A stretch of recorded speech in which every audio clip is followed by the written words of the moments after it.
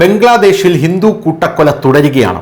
ദിബു ചന്ദ്രദാസ് എന്ന് പറയുന്ന ഹിന്ദുവിനെ നഗ്നമാക്കി കൊന്നു കെട്ടിത്തൂക്കി കത്തിച്ചതിനു ശേഷം ഇപ്പോൾ മറ്റൊരു ഹിന്ദുവിനെ കൂടെ ബംഗ്ലാദേശിൽ ആൾക്കൂട്ട വിചാരണയ്ക്ക് വിധേയനാക്കിയിരിക്കുന്നു എന്ന റിപ്പോർട്ടുകൾ പുറത്തു വരികയാണ്.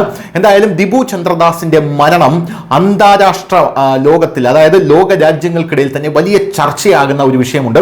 അമേരിക്കയിലെ ഇൻഫ്ലുവൻസർമാർ പോലും ഇത് ചർച്ച ചെയ്യുന്നുണ്ട്. ലണ്ടനിലെ ഇൻഫ്ലുവൻസർമാർ, യൂറോപ്പിലെ ഇൻഫ്ലുവൻസർമാർ വരെ ഇത് ചർച്ച ചെയ്യുന്നുണ്ട് എന്നുള്ളത് ഏറ്റവും വലിയൊരു കാര്യമാണ്.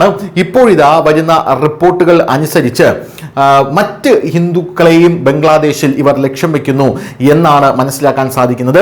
ഗോവിന്ദ് ബിശ്വാസ് ഇന്ത്യക്ക് വേണ്ടി ചാരവൃത്തി നടത്തുകയാണെന്ന് പറഞ്ഞ് ഇന്ത്യൻ രഹസ്യാന്വേഷണ ഏജൻസിയായ റിസർച്ച് ആൻഡ് അനാലിസിസ് വിങ്ങുമായി ബന്ധമുണ്ടെന്നും പറഞ്ഞാണ് ഇപ്പോൾ പല ആൾക്കാരും അദ്ദേഹത്തെ ആക്രമിച്ചിരിക്കുന്നത് എന്നാണ് മനസ്സിലാക്കാൻ സാധിക്കുന്നത്. ബംഗ്ലാദേശിൽ ദൈവനിന്ദ ആരോപിച്ച് ഹിന്ദു യുവാവ് ദിബു ചന്ദ്രദാസിനെ തല്ലിക്കൊന്നതിന് പിന്നാലെയാണ് മറ്റൊരു ഹിന്ദു യുവാവിനെ അവിടെ ആക്രമിച്ചിരിക്കുന്നത്. ഇത്തവണ ഖുൽന ഡിവിഷനിൽ ഒരു ഹിന്ദു റിക്ഷാക്കാരനെയും ജിഹാദി കൂട്ടം ലക്ഷ്യം വച്ചു എന്നാണ് അറിയാൻ സാധിക്കുന്നത്. വെള്ളിയാഴ്ചയാണ് സംഭവം നടന്നതെന്ന് പ്രാദേശിക ഉദ്യോഗസ്ഥർ പറയുന്നു. ഹിന്ദുക്കൾ സാധാരണയായി ധരിക്കുന്ന ചുവന്ന നൂൽ കയ്യിൽ കണ്ടപ്പോഴാണ് ഗോവിന്ദ് ബിശ്വാസ് എന്ന റിക്ഷാക്കാരനെ ആൾക്കൂട്ടം ആക്രമിച്ചത്. പിന്നീട് പോലീസ് ആളെ കസ്റ്റഡിയിലെടുത്തു. നെഞ്ചിലും കഴുത്തിലും ആഴത്തിൽ പരിക്കേറ്റിരുന്നു എന്നുള്ള റിപ്പോർട്ടുകളും ഇതിനോടൊപ്പം നമ്മൾ ചേർത്ത് വായിക്കേണ്ടതാണ്. എന്തായാലും ഗോവിന്ദ് ബിശ്വാസ് താനൊരു റിക്ഷാ ഡ്രൈവറാണെന്ന് ആവർത്തിച്ച് പറയുന്നുണ്ടായിരുന്നു. അപ്പോഴും ജനക്കൂട്ടം അയാളെ വെറുതെ വിട്ടില്ല.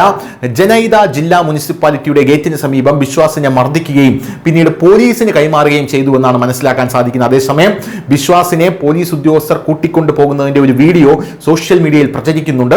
താനൊരു റിക്ഷാ ഡ്രൈവറാണ് എന്ന് അയാൾ പോലീസിന്റെ മുമ്പിൽ കൈകൂപ്പി പറയുന്ന ദൃശ്യങ്ങളാണ് ഇപ്പോൾ പ്രചരിക്കുന്നത്.